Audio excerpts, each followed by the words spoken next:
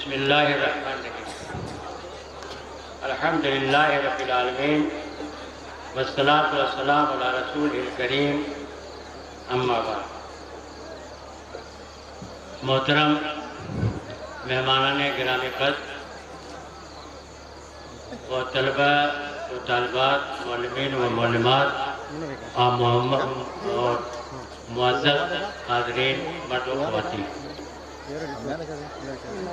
السلام علیکم ورحمۃ اللہ وبرکاتہ۔ قبل اس کے کہ میں آپ حضرات کے سامنے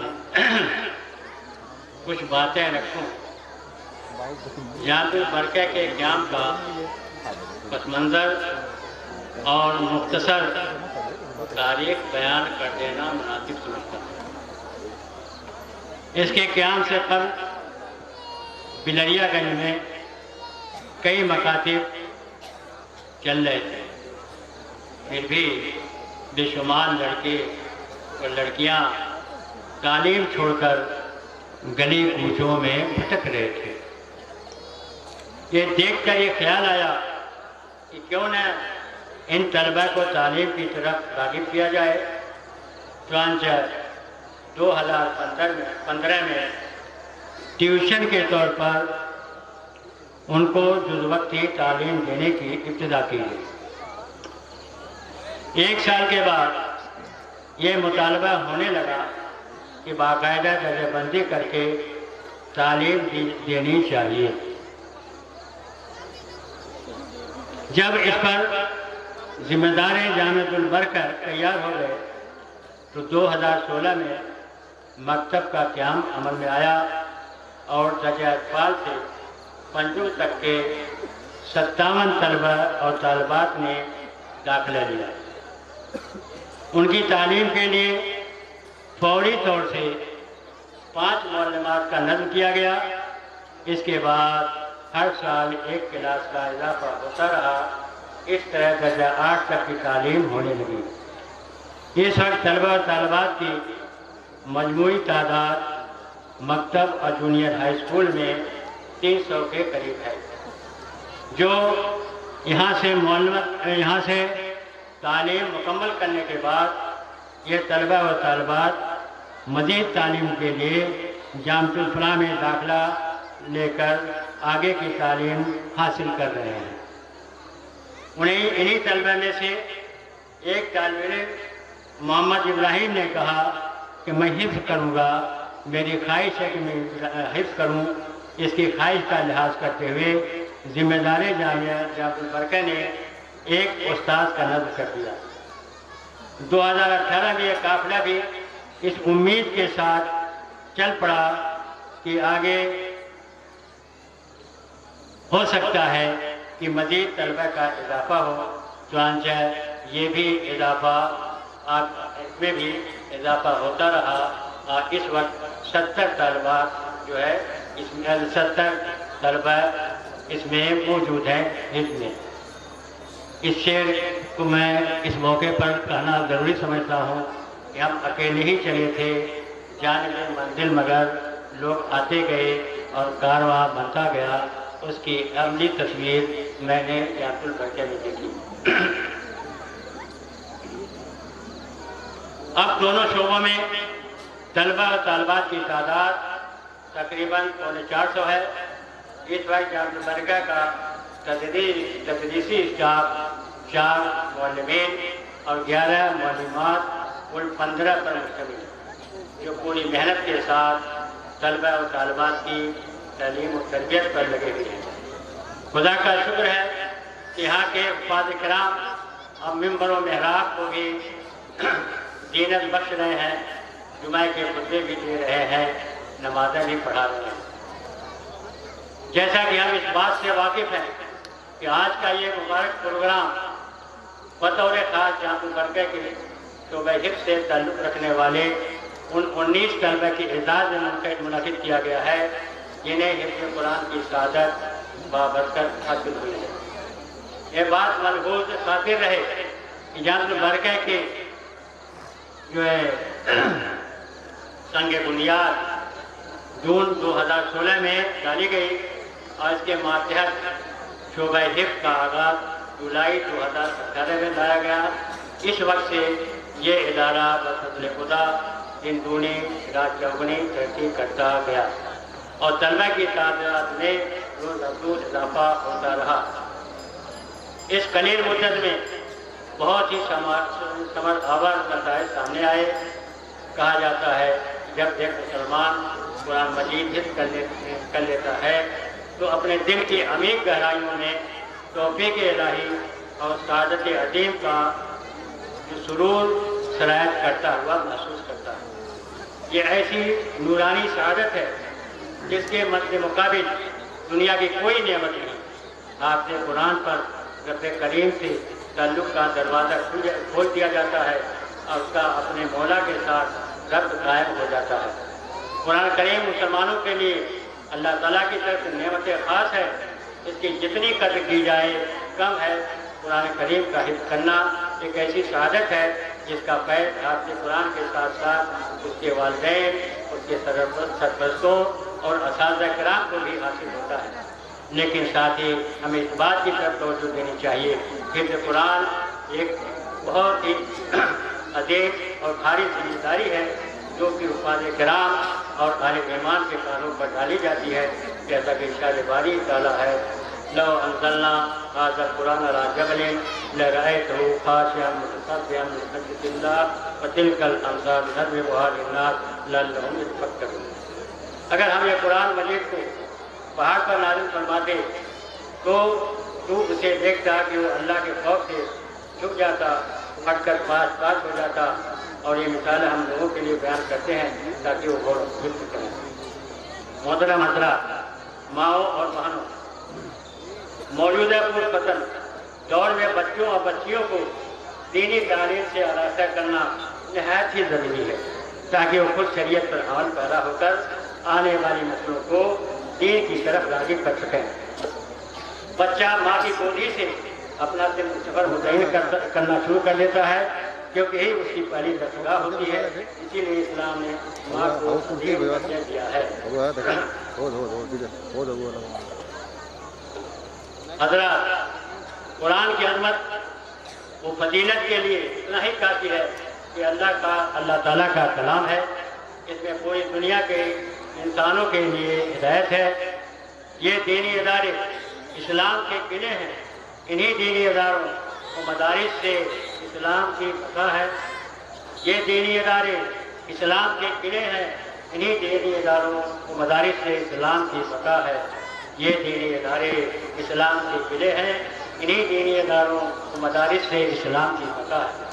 ایک حقیقی مسلمان اپنی اسلامی شناخت، تہذیبی خصوصیات و امتیازات سے وابستگی اور اپنے ملی وجود کی حفاظت کو جان سے بھی بڑھ کر عزیز رکھتا ہے۔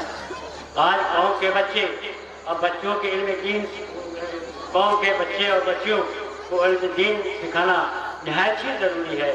ایسے بچیاں جو بغیر علم دین کے سرکاری کالج یونیورسٹیوں میں جاتے ہیں، ان میں سے بعض مرتد ہو کر غیر مسلم بچے اور غیر مسلم بچیوں سے شادی کر رہے ہیں اور جنت کو چھوڑ کر جہنم کا راستہ اختیار کر رہے ہیں، جن کا آپ سبھی حضرات اخباروں کے ذریعے مشاہدہ کرتے ہوں گے۔ حضرات، علم دین سے وابستگی اللہ تعالیٰ کے نزدیک محبوب عمل ہے۔ یہی وہ راستہ ہے جس پر چلنے والوں کے اعزاز میں فرشتے ان کے پیروں تلے اپنے پر بچھاتے ہیں۔ خوش قسمت ہے وہ بچے جن کو اللہ تعالیٰ نے منتخب کر لیا اور ان کو حفظ قرآن کی سعادت بخشی۔ آخر میں بچوں سے کے ساتھ ساتھ سبھی حاضرین مرد و خواتین سے درخواست ہے کہ اپنا عقیدہ درست رکھیں اور برابر اس کے لیے فکر مند رہیں اور جائزہ بھی لیتے رہیں۔ اس عمل کے لیے قرآن کریم سب سے عمدہ سہارا ہے۔ اللہ تعالیٰ نے آپ کے بچوں کو جو مکمل قرآن حفظ کرنے کی توفیق دی ہے، یہ اللہ تعالیٰ کا فضل خاص ہے اور اس کا حق ادا کرتے ہوئے، اس کو سمجھ کر پڑھتے ہوئے مزید تعلیم حاصل یہ بچے کریں اور دین کے باعمل خادم بنیں۔ ایسے افراد کی قوم و ملت کو اس وقت سخت ضرورت ہے۔ آپ کو یہ معلوم ہونا چاہیے کہ باہر سے مختلف ادیان، مختلف دین کے کو ماننے والے ہندوستان کے اندر جو ہے آئے، لیکن اکثریت نے اپنے اندر ان کو ضم کر لیا اور انہوں نے یہاں کی تہذیب اختیار کر لی۔ مگر مسلمان ایک ایسے قوم ہے جن کو یہ اپنے اندر ضم نہ کر سکے، اور نہ ہی انشاءاللہ آئندہ بھی ایسا کر سکیں گے، کیونکہ یہ اسلامی مصادر و مدارس جو اسلام کی قلعہ ہیں ان کی موجودگی میں یہ ممکن نہیں ہے۔ اگر یہ نہیں رہے اور ان کی دیکھ بھال نہ رہی، دین اسلام کا باقی رہنا مشکل ہوگا۔ اگر یہ نہیں رہے اور ان کی دیکھ بھال نہ رہی تو دین اسلام کا باقی رہنا مشکل ہوگا۔ اگر یہ دینی ادارے اور دینی مکاتب نہیں رہے تو اسلام کا باقی رہنا مشکل ہوگا۔ آپ ہر طرح کی نافع تعلیم حاصل کریں، کالج یونیورسٹیوں میں پڑھیں، مگر علم دین حاصل کرنے کے بعد، کیونکہ یہ دینی تعلیم کا اصول ہر مسلمان کو فرض ہے۔ امید کی آپ اس کا خاص خیال رکھیں گے۔ اللہ تعالیٰ سے دعا ہے کہ ہم سب کو دین پر رکھے اور اپنے حفظ و امان میں جگہ دے، اور اس مکتب کا قیام بھی اسی مقصد کے ساتھ ہوا ہے۔ اللہ تعالیٰ اس کو پورا کرے، آمین۔ الحمدللہ رب العالمین۔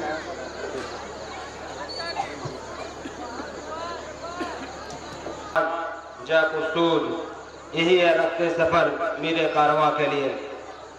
ابھی حضرت مولانا محمد عمران فلاحی صاحب خطبہ استقبالیہ پیش کر رہے تھے، جن پر تفصیل سے روشنی ڈالی کہ آج ملت اسلامیہ کو کیا کرنا چاہیے اور کس طریقے سے زندگی بسر کرنا چاہیے، کیا ان کا نصب العین ہونا چاہیے، کس کے لیے اس دنیا میں زندگی بسر کرے اور اس زندگی کو کس طریقے سے گزارے کہ اللہ اس کے رسول کے تابعدار ہو جائے، فرما بردار ہو جائے۔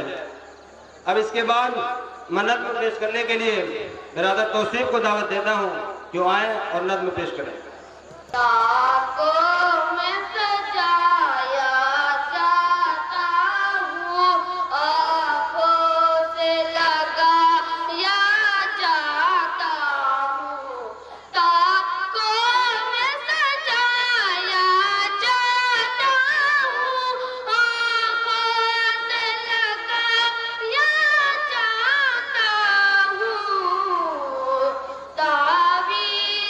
بنا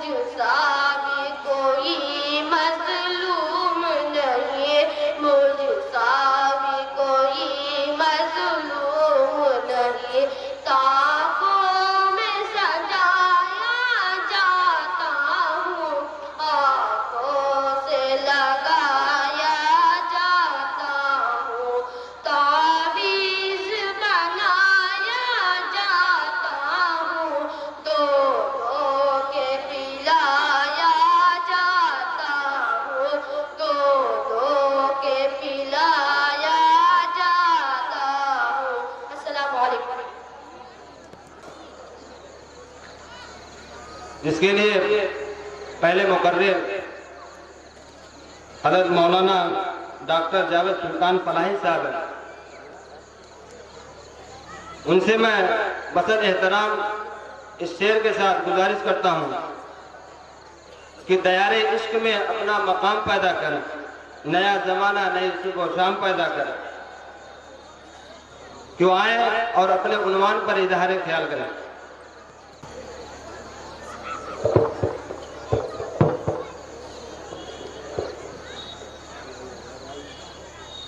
الحمد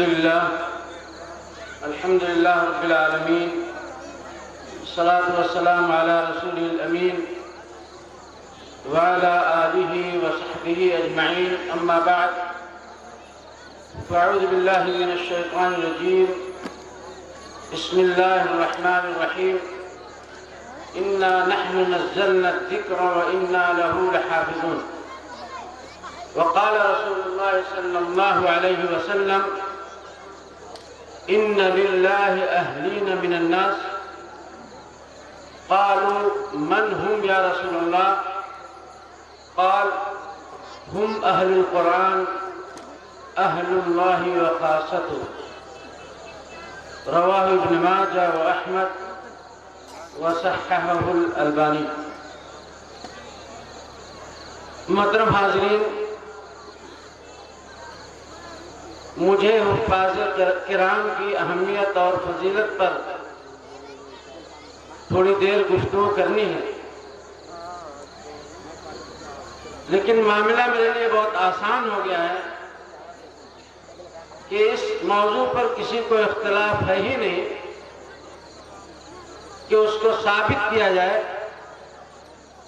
کہ حفاظ قرآن اس امت کا بیش قیمت سرمایہ ہے۔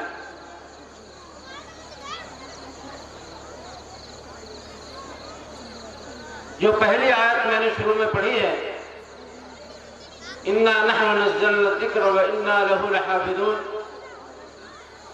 اس کا ترجمہ یہ ہے کہ اللہ تعالیٰ فرماتے ہیں ہم نے ذکر کو یعنی قرآن کو نازل کیا ہے اور ہم ہی اس کی حفاظت کریں گے۔ اگر اللہ تعالیٰ کے کاموں کو آپ دیکھیں گے اس دنیا میں بھی اور آخرت کے بہت سارے اعمال کو، تو وہ اسباب سے جڑے ہوئے ہیں۔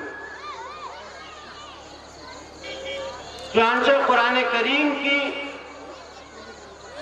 حفاظت کے جو مختلف اسباب ہو سکتے ہیں،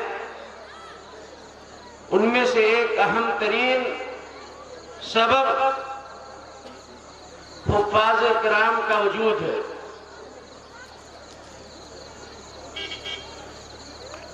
خلافت عثمانیہ کے سقوط کے بعد دہائیوں تک اس علاقے میں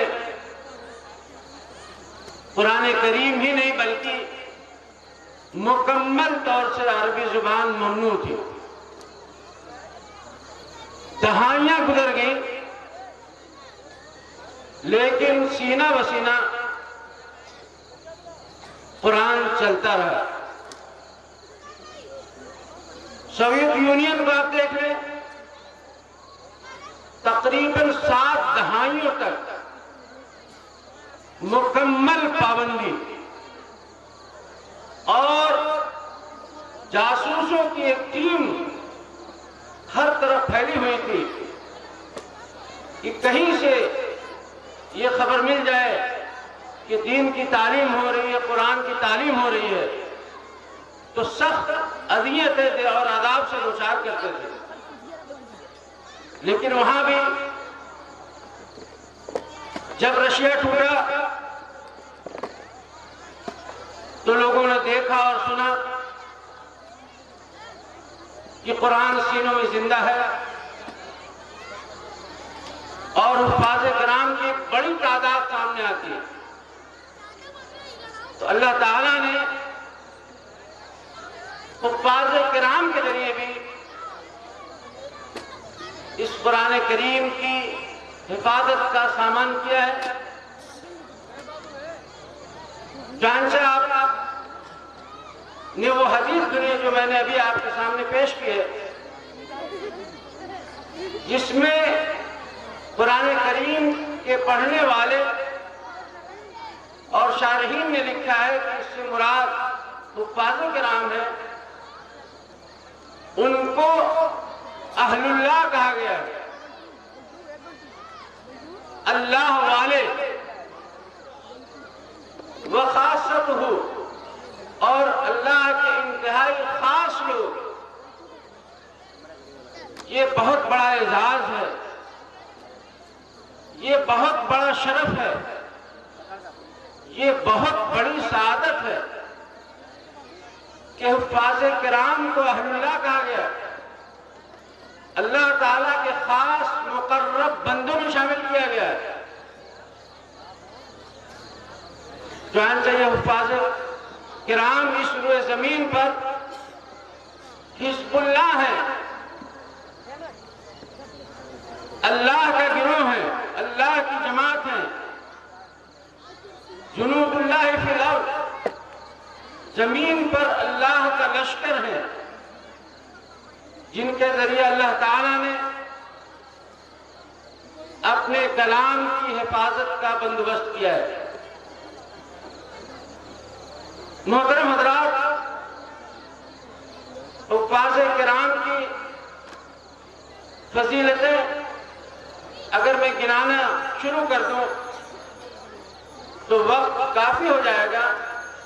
میں چند فضیلتوں کو گناتے ہوئے اپنی بات ختم کروں گا۔ کچھ فضیلتیں ایسی ہیں جن کا تعلق دنیا سے ہے۔ مثال کے طور پر نماز کی امامت میں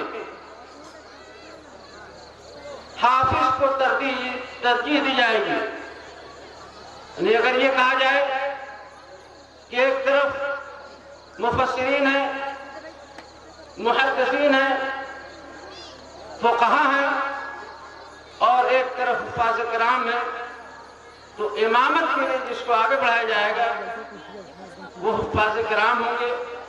یہ بہت بڑا شرف ہے اور یہ بہت بڑا منصب ہے، اور یہ بات میں اپنی طرف سے نہیں کہہ رہا ہوں۔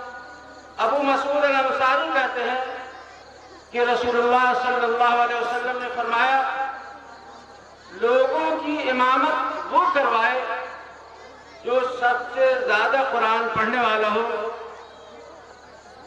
اور اس کو حفاظ کرام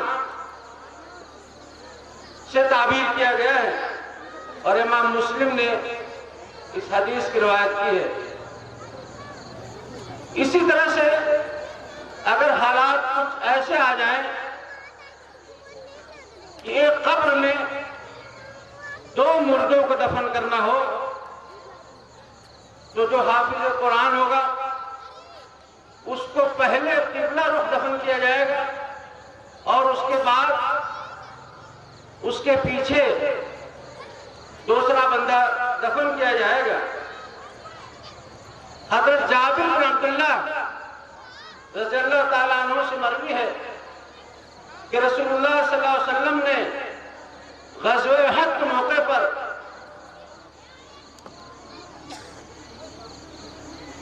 یعنی وہاں شہید ہونے والوں کو جب دفن کرنے کی بات آئی تو پھر یہ فرمایا کہ سب سے پہلے اس کو قبر میں رکھا جائے جس کو قرآن زیادہ یاد ہے۔ امام بخاری نے اس کو روایت کیا ہے۔ اسی طرح سے اگر قیادت کی بات آئے گی، سربراہی کی بات آئے گی،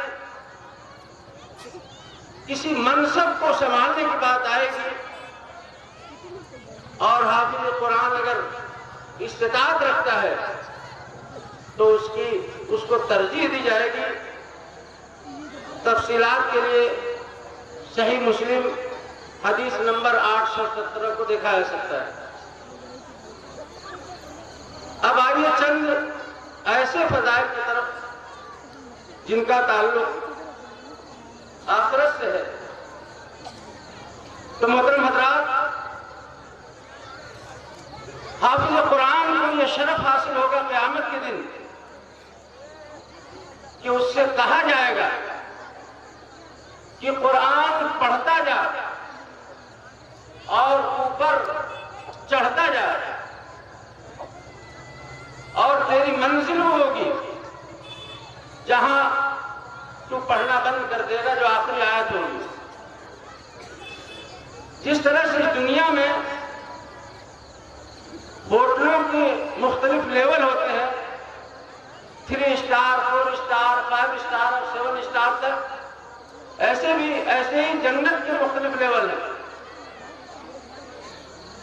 تو حافظ قرآن سے کہا جائے گا کہ تو پڑھتا جا، تلاوت کرتا جا اور اوپر چڑھتا جا، اور جہاں تک وہ پڑھتا جائے گا اوپر چڑھتا جائے گا، اور انشاءاللہ اللہ تعالیٰ کے فضل و کرم سے وہ جنت کی انتہائی اعلیٰ کیٹیگری ہوگی، جو انتہائی ہائی لیول ہوگا، وہ اس کو ملے گا۔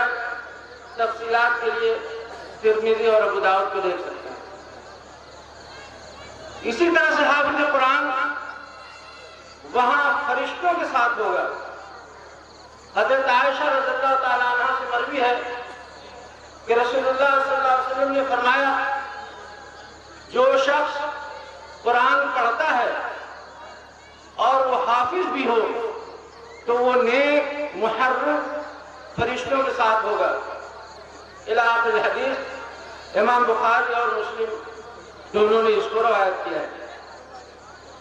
اسی طرح سے قیامت میں اسے معزز تاج پہنایا جائے گا اور انتہائی مکرم لباس پہنایا جائے گا۔ حضرت ابو ہریرہ رضی اللہ تعالیٰ عنہ سے مروی ہے، وہ کہتے ہیں کہ اللہ کے رسول صلی اللہ علیہ وسلم نے فرمایا، قرآن کریم قیامت کے دن کہے گا کہ اے پروردگار اسے مزین فرما دے، تو اسے معزز تاج پہنایا جائے گا۔ پھر قرآن کہے گا کہ اللہ پروردگار اسے مزید مزین کر دے، تو اسے انتہائی تکریم کا لباس پہنایا جائے گا۔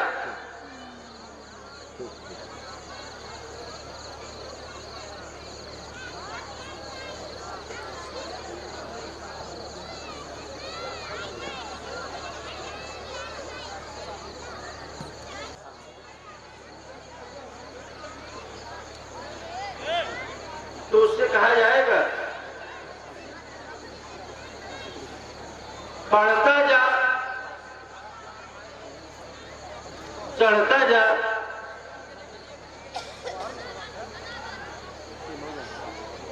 اور جیسے جیسے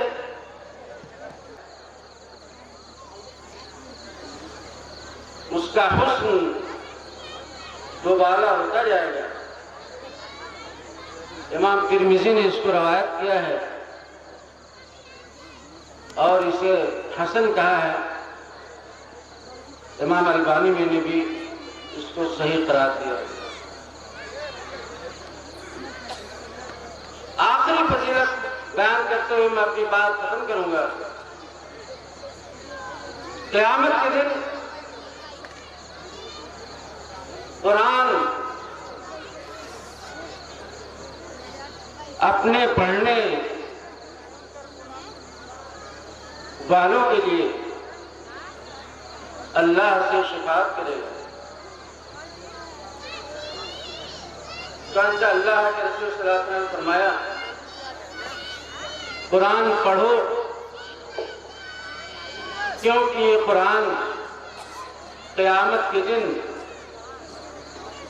اپنے پڑھنے والوں کے لیے سفارشی بن کر آئے گا۔ الی آخر الحدیث امام مسلم نے اس کو روایت کیا ہے اور امام بخاری نے بھی معلقاً روایت کیا ہے۔ اسی طرح سے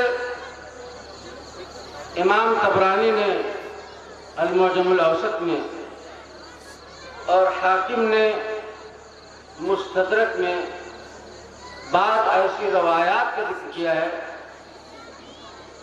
جس میں حفاظ کرام کے والدین کو تاج پہنانے کی بات کی گئی ہے، اور اسی طرح سے جو یہ بات سننے میں آئی ہوگی آپ لوگوں کی بھی کہ حفاظ کرام اپنے خاندان کے کئی لوگوں کو جن کے لیے جہنم کا فیصلہ ہو چکا ہوگا ان کی بخشش کروائیں گے۔ یہ بات بہت مضبوط نہیں ہے اپنے ثبوت کے اعتبار سے، اتنا ہی کیا کم ہے، اتنا ہی کیا شرف اور سعادت کی بات ہے کہ ہم ایسے بچوں کے والدین ہو جن بچوں نے قرآن کریم کو یاد کیا۔ اب ایک خاص بات میں کہوں گا حفاظ کرام سے، اور یہ میرا پیغام بھی ہوگا ان کے لیے۔ یہ جو فضیلتیں آپ نے ابھی سنی ہیں، کیا یہ صرف قرآن یاد کرنے اور اس کے رٹ لینے والوں کے لیے ہے فقط؟ تو دوستو ایسا نہیں ہے۔ قرآن آپ کے سینے میں ہے، آپ کا اخلاق قرآن جیسا ہو، آپ قرآن کی چلتی پھرتی تصویر ہوں، آپ جس سماج اور سوسائٹی میں رہتے ہوں لوگ دیکھ کر کے فوراً یہ محسوس کر لیں کہ یہ اہل اللہ و خاصتہ ہیں۔ تو عزیزو، جس طرح سے قرآن یاد کرنے میں آپ نے محنت کی ہے، تھوڑی سی توجہ عمل پر ہو جائے گی تو انشاءاللہ تعالی آپ ان احادیث میں جو فضائل بیان کیے گئے ہیں ان فضائل کے مستحق قرار پائیں گے۔ اخیر میں اللہ تعالیٰ سے دعا ہے کہ وہ ہم سب کو قرآن یاد کرنے، قرآن پڑھتے رہنے اور اس پر عمل کرنے کی توفیق عطا فرمائے۔ اقول قولی ھذا واستغفر اللہ لی ولکم اجمعین واستغفروہ انہ هو الغفور الرحیم۔ ابھی آپ حافظ قرآن اور اس کی فضیلت پر خطاب بغور سماعت فرما رہے تھے۔ اب اس کے بعد میں نئے مقرر کو آپ کے سامنے روبرو کراؤں گا۔ قبل اس کے کہ میں ان کی مد میں یا ان خطابت کے ساحر کے لیے میں ایک شعر آپ کے سامنے پیش کر دینا مناسب سمجھتا ہوں۔ منفعت ایک ہے، اس قوم کے نقصان بھی ہے، ایک ہی سب کا نبی، دین بھی ایمان بھی ہے، حرم پاک بھی اللہ بھی قرآن بھی ہے، کچھ بڑی بات بھی ہوتے جو مسلمان بھی ہے۔ فرقہ بندی ہے کہیں اور کہیں داتے ہیں، کیا زمانے میں پنپنے کی یہی باتیں ہیں۔ میں گزارش کرتا ہوں بخل احترام حضرت مولانا محمد طاہر مدنی صاحب کو جو ناظم جامعۃ الفلاح ہیں کہ وہ آئیں اور اپنے خطاب سے لوگوں کو مستفیض کریں۔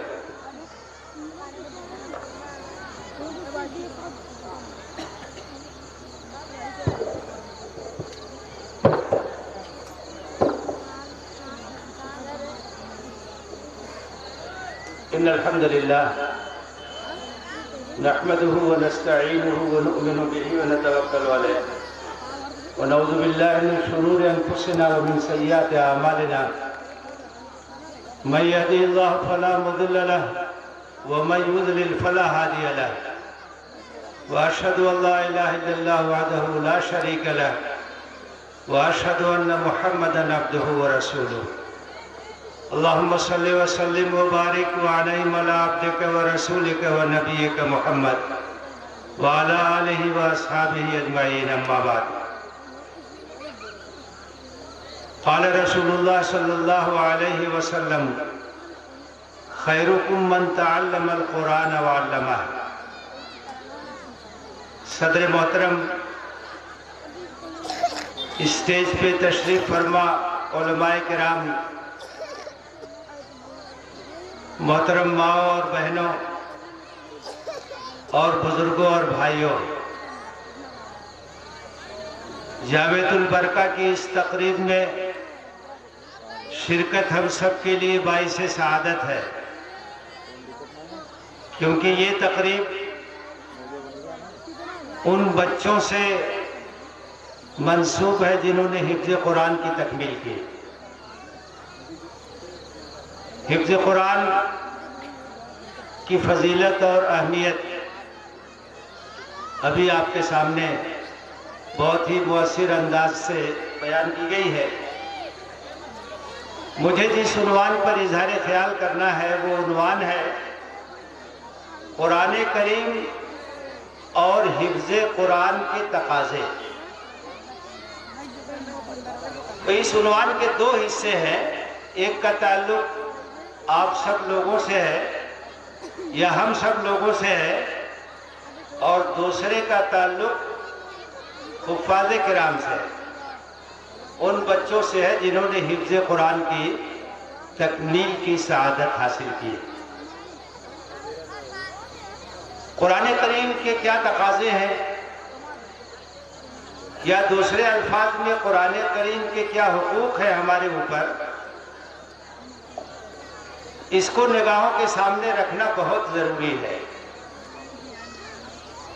کیونکہ اللہ کے رسول صلی اللہ علیہ وسلم نے ارشاد فرمایا ہے کہ ان اللہ یرفع بہذا الکتاب اقواما وَيَضَعُ بِهِ آخَرِينَ کہ اللہ تعالیٰ اس قرآن کے ذریعے سے بہت سے لوگوں کو بلند کرے گا ان کو عزت اور سربلندی سے سرفراز کرے گا اور بہت سے لوگ ذلیل اور رسوا ہو جائیں گے اس کا کیا مطلب ہے کہ جو لوگ اس قرآن کے تقاضوں کے مطابق اپنے آپ کو ڈھالیں گے اور جو اس کتاب کا حق ادا کریں گے وہ معزز ہوں گے وہ سربلند ہوں گے وہ اللہ کی تائید اور اللہ کی نصرت کے مستحق ہوں گے اور جو اس قرآن کے حقوق کو ادا نہیں کریں گے اس قرآن کو پس پشت ڈالیں گے اس قرآن کے تقاضوں کو نظر انداز کریں گے تو ذلت اور رسوائی ان کا مقدر بن جائے گی اللہ تعالیٰ جب کسی قوم کو اپنی کتاب کا حامل بناتا ہے تو اس قوم کی عزت اور اس قوم کی سربلندی اسی کتاب کے ساتھ وابستہ ہو جاتی ہے اگر وہ قوم اس کتاب کا حق ادا کرتی ہے تو تائید الہی سے ہمکنار ہوتی ہے اور معزز ہوتی ہے سربلند ہوتی ہے اور اگر اس کتاب کا حق نہیں ادا کرتی ہے تو ذلیل اور رسوا ہو جاتی ہے ہم خوش نصیب لوگ ہیں کہ ہمارے پاس اللہ کی کتاب اپنی اصلی شکل میں موجود ہے جس طرح سے نازل ہوئی تھی اسی طرح سے موجود ہے نہ اس کے اندر کوئی کمی ہوئی ہے نہ اس کے اندر کوئی اضافہ ہوا اور اس کی حفاظت کا ذمہ خود اللہ تعالیٰ نے لیا ہے وہ سینوں میں بھی محفوظ ہے اور سفینوں میں بھی محفوظ ہے وہ قیامت تک محفوظ رہے گی دنیا کی کسی قوم کے پاس اللہ کی کتاب اپنی اصلی شکل میں موجود نہیں صرف امت مسلمہ کے پاس اللہ کی کتاب اپنی اصلی شکل میں موجود ہے لیکن یہ ہماری بدنصیبی ہے کہ ہم اس کتاب سے فائدہ نہیں اٹھا رہے ہم اس کتاب سے استفادہ نہیں کر رہے ہم اس کتاب کے ذریعے سے اپنی زندگیوں کو منور نہیں کر رہے ہمارے پاس روشنی ہے اور ہم اندھیرے میں بھٹک رہے ہیں اس کتاب کو रोशनी करार दिया गया है। अफमन कान मैतन फाहियनाहु वजअलना लहू नूरा यमशी बिही फिन्नास कमम मथलहु फी ज़ुलुमात लैसा बिखारिजिन मिन्हा, कि वो जो मुर्दा था हमने उसको जिंदा कर दिया और उसके हाथ में एक रोशनी दे दी जिसको लेकर वो लोगों के दरमियान चलता है। क्या उसकी मिसाल उस शख्स जैसी हो सकती है जो अंधेरे में भटक रहा है और उससे निकलने का रास्ता नहीं पा रहा? इंसानियत मुर्दा थी, इंसान मरा हुआ था। अल्लाह ताला ने कुरान के जरिए से उसे जिंदगी बख्श दी। कुरान जिंदगी है, कुरान हयात है, कुरान रूह है। तो वो इंसान जो मुर्दा था, जो अपने आप से नावाकिफ था, जो खुदा को नहीं जानता था, इस कायनात को नहीं जानता था, जानवरों जैसी जिंदगी बसर कर रहा था, अल्लाह ताला कहता है कि वो शख्स जो मुर्दा था हमने उसको जिंदा कर दिया। वजअलना लहू नूरा, और उसके हाथ में एक रोशनी दे दी जिसको लेकर लोगों के दरमियान वो चलता है। कुरान दे दिया। कुरान एक रोशनी है, कुरान एक हिदायत है, कुरान एक रहनुमाई है, कुरान एक गाइडेंस है। कुरान के जरिए से जिंदगी की राहें रोशन हो जाती है। तो ये किताब हमारे पास मौजूद है और हम उससे फायदा नहीं उठा रहे, हम उससे इस्तेफादा नहीं कर रहे, हम उसका हक नहीं अदा कर रहे हैं। कुरान का हक क्या है? कुरान का हक ये है कि उसकी तिलावत की जाए। कुरान का हक है कि उसको पढ़ा जाए। कुरान की तिलावत ये अजर और सवाब का काम है। कुरान का एक एक हर्फ पढ़ना बाइस अजर और सवाब है, और हदीस की रोशनी में एक एक हर्फ पढ़ने से 10-10 नेकियां मिलती है। और ये सराहत भी है कि अलिफ लाम मीम ये एक नहीं है, अलिफ अलग है, लाम अलग है, मीम अलग है। कुरान पर अगर ईमान है, कुरान से अगर मोहब्बत है, तो कुरान की बिला नागा तिलावत होनी चाहिए। अल्लज़ीना यतलूनहु हक़्क़ तिलावती उलाइका युमिनून बिही, जो उसकी तिलावत करते हैं उस तरह से जिस तरह से तिलावत का हक है वही उस पर ईमान रखते हैं। कुरान पर जब ईमान है, कुरान को जब अल्लाह की किताब मानते हैं, तो कुरान की तिलावत के बगैर हमें चैन नहीं आना चाहिए। हमारा कोई दिन ऐसा नहीं गुजरना चाहिए जिस दिन हम कुरान की तिलावत न करें। कुरान की तिलावत के लिए बेचैनी होनी चाहिए, कुरान की तिलावत के लिए तड़प होनी चाहिए, शदीद ख्वाहिश होनी चाहिए। हम और आप अपना जायजा लेकर के देखें कि क्या कुरान की तिलावत इसी शगफ के साथ, इसी पाबंदी के साथ हम करते हैं कि नहीं करते। अगर कई कई दिन गुजर जाए और कुरान उठाने की नौबत ना आए और कुरान की तिलावत की तौफीक ना हो, तो ये कितनी बड़ी महरूमी की बात होगी। तो कुरान का हक है कि उसकी तिलावत की जाए और कुरान का जितना हिस्सा हो सके याद किया जाए। ये तो बड़े खुशनसीब हैं कि जिन्होंने पूरा कुरान याद कर लिया और पूरा कुरान इनके सीने में महफूज हो गया। और ये भी कुरान का एक एजाज है कि कुरान एक ज़ख़ीम किताब है लेकिन सीनों में भी महफूज हो जाती है, बच्चों के सीने में महफूज हो जाती है। पूरी की पूरी किताब वो याद कर लेते हैं, उनके सीनों में महफूज हो जाती है। तो कुरान की तिलावत करना और जितना हो सके उसको याद करना, अल्लाह के रसूल सल्लल्लाहु अलैहि वसल्लम ने फरमाया है कि वो शख्स जिसके सीने में कुरान का कुछ भी हिस्सा न हो, तो वो दिल ऐसा ही है जैसे कोई खंडर हो, जैसे कोई मकान गिर गया हो। तो वो दिल ऐसा ही है जिसमें कुरान का कोई हिस्सा महफूज ना। ये पहला हक है कुरान का, कुरान की तिलावत। दूसरा हक ये है कुरान का कि कुरान को समझने की कोशिश की जाए, कुरान की आयतों पर गौर किया जाए। कुरान क्या है? ये अल्लाह का फरमान है, हमारे नाम है, ये अल्लाह का हिदायतनामा है, ये अहकामे इलाही है। हमारा रब हमसे मुखातिब है, वो हमें हिदायत दे रहा है, वो हमें अहकाम दे रहा है। तो अगर हम उसको समझेंगे नहीं, अगर हम उस पर गौर नहीं करेंगे, तो उस पर अमल कैसे करेंगे? तो कुरान को पढ़ना और कुरान को समझना और उसकी आयतों पर गौर करना, ये कुरान का हक है। किताबुन अंज़लनाहु इलैका मुबारकुन लियद्दब्बरू आयातिही व लियतज़क्कर उलुल अलबाब। ये एक मुबारक किताब है जिसको हमने नाजिल किया है आपकी तरफ ताकि लोग इसकी आयतों पर गौर करें, लोग इसकी आयतों पर तदब्बुर करें, लोग इसके माने को समझने की कोशिश करें, क्या बात कही गई है उसका फहम हासिल करें और अहले अक्ल और अहले बसीरत इससे नसीहत हासिल करें। कुरान पर गौर करना, तदब्बुर करना, उसको समझना ये जरूरी है। कुरान इसीलिए आया है कि उस पर गौर किया जाए, कुरान इसीलिए आया कि उसको समझा जाए। अगर आपके पास कोई अहम खत आ जाए जो किसी ऐसी जबान में हो जिसको आप नहीं जानते हैं तो आप क्या करेंगे? आप किसी ऐसे आदमी को तलाश करेंगे कि जो उस जबान को पढ़ के समझा दे कि इसमें क्या लिखा हुआ है। बेचैन होंगे। ये अल्लाह का फरमान है, ये अल्लाह की किताब है, ये अल्लाह का हिदायतनामा है जो हमारे और आपके लिए नाजिल हुआ है। हमें चाहिए कि हम खुद इस जबान को सीखें। अगर अरबी जबान हम नहीं जानते हैं, तर्जुमे की मदद से, तफसीर की मदद से, उलमा की मदद से हम इसका माना, इसका मफहूम समझने की कोशिश करें। हमारे उलमा ने इसका तर्जुमा किया, क्यों किया है?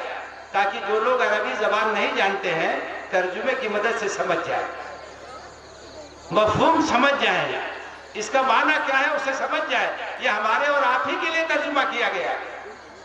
तफसीरें लिखी गई हैं, कुरान की तफसीरें, बड़ी मशहूर तफसीरें लिखी गई हैं। मौलाना मौदूदी अलैहि रहमा की तफसीर है, तफसीर तफहीमुल कुरान। मुफ्ती शफी अलैहि रहमा की तफसीर है, मारिफुल कुरान। बहुत सी तफसीरें हैं। मौलाना अशरफ अली थानवी अलैहि रहमा की तफसीर है, बयानुल कुरान।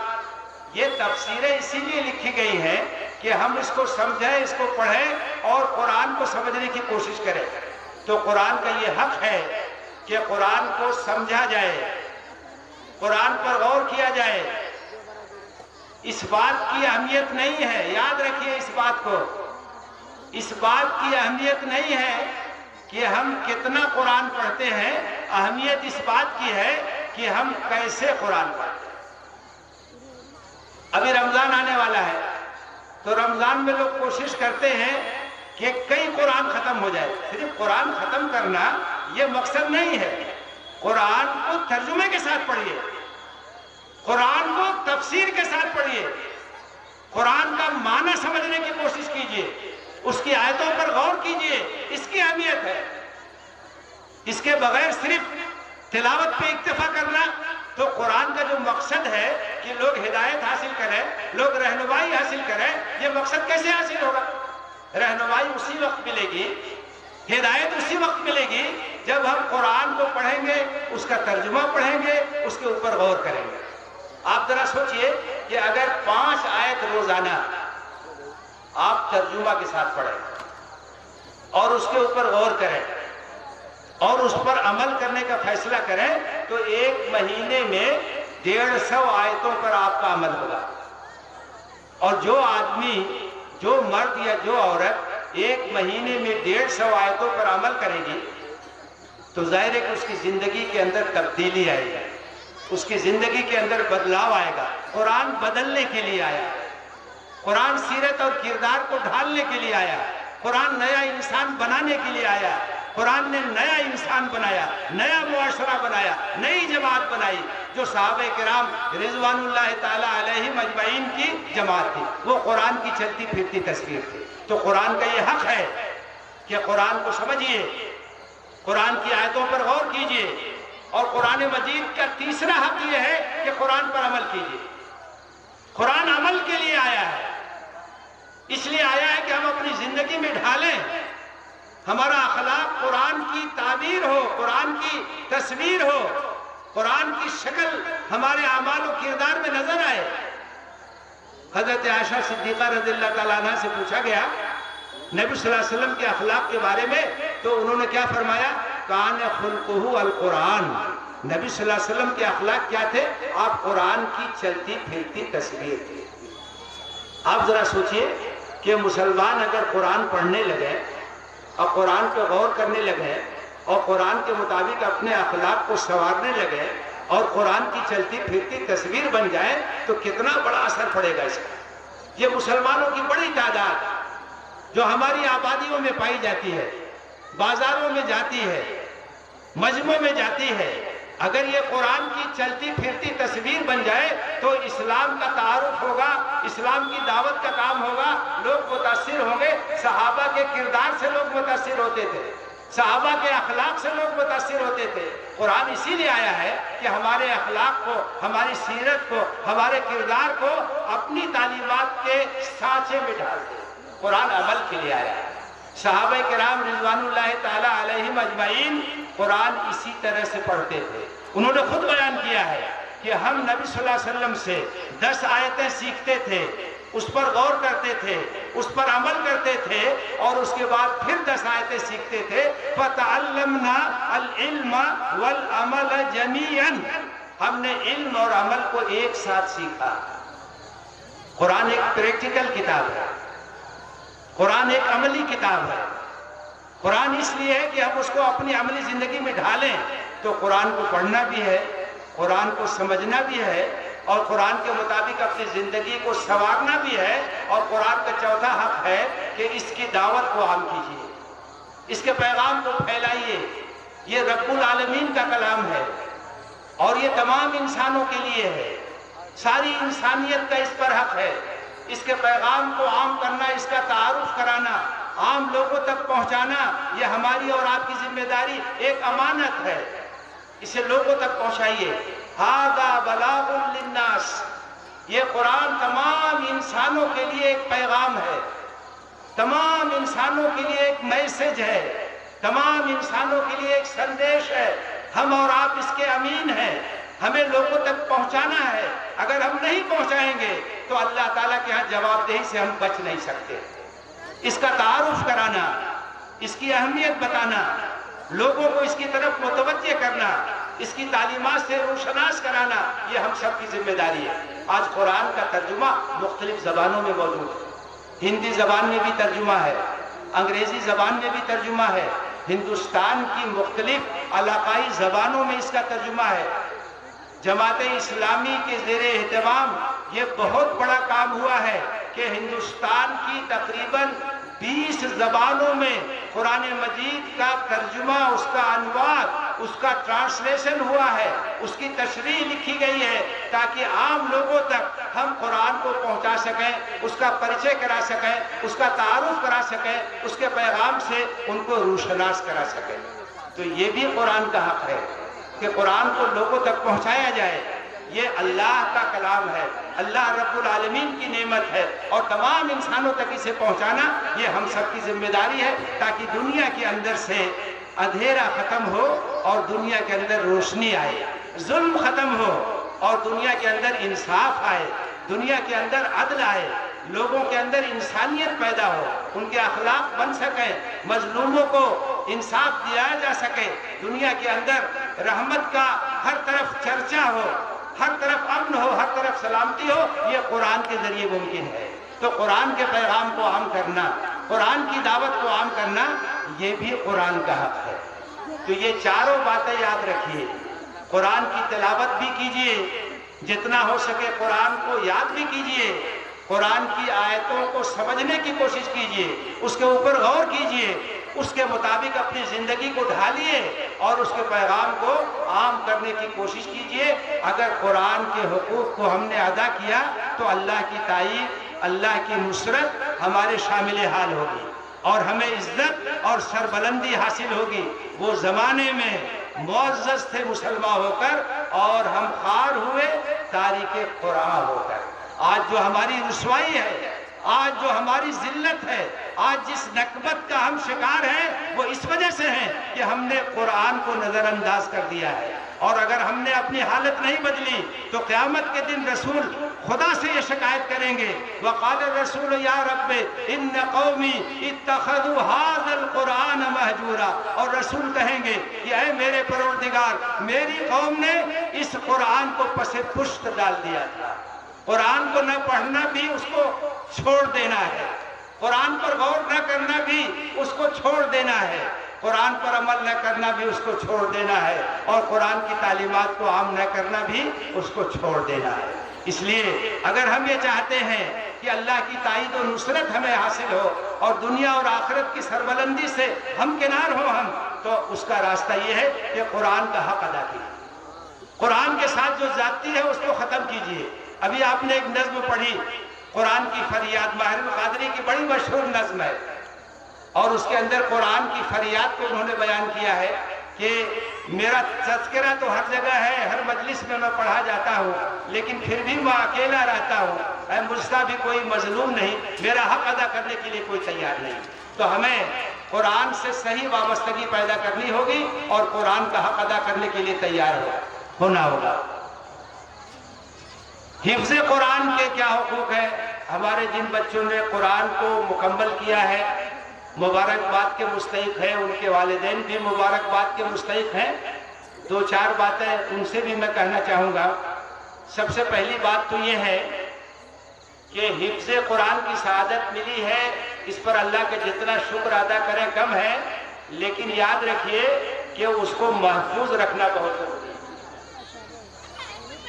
نہ ہونے پائے، بھولنے نہ پائے۔ اس لیے کہ قرآن کو یاد کر کے اسے بھول جانا یہ بہت بڑا گناہ ہے۔ اس لیے قرآن سے اپنا تعلق اس طرح سے باقی رکھیے کہ جو قرآن آپ نے یاد کیا وہ تازہ رہے، اس کو پکڑ کے رکھنا پڑتا ہے، اس کو بار بار دہرانا پڑتا ہے، سنانا پڑتا ہے، اعادہ کرنا پڑتا ہے۔ اور ابھی رمضان کا مہینہ آ رہا، تراویح میں حفاظ کو موقع ملتا ہے، پورا قرآن سنتے ہیں، سناتے ہیں، جو حافظات ہیں وہ بھی سناتے ہیں، اللہ کا شکر ہے۔ اب تو ہماری اس آبادی میں اور آس پاس کے علاقے میں حافظات کی بھی بڑی تعداد ہو گئی۔ جامعۃ الفلاح کے شعبہ حفظ سے ماشاءاللہ ہر سال نہ جانے کتنی بچیاں حفظ کر رہی ہیں۔ اس سال 29 بچیوں نے حفظ قرآن کی تکمیل کی، گھر گھر حافظات ہیں۔ اور رمضان میں خواتین کی بھی جماعت ہو رہی ہے تراویح کی، ہماری حافظات قرآن سنا رہی ہیں۔ تو یاد رکھیے کہ قرآن کو یاد کرنا سعادت کی بات ہے، لیکن اس کا اہتمام کیجئے کہ بھولنے نہ پائیں، کہیں سے بھی اس سے رشتہ کمزور نہ ہونے پائے۔ برابر اس کو دہرانا ہے، یاد کرنا ہے اور اس کو سنانا ہے، اور گھر والوں کی بھی ذمہ داری ہے کہ جو بچہ حافظ ہے یا جو بچی حافظہ ہے اس کو بیٹھائیں، قرآن پڑھتی رہے، سنا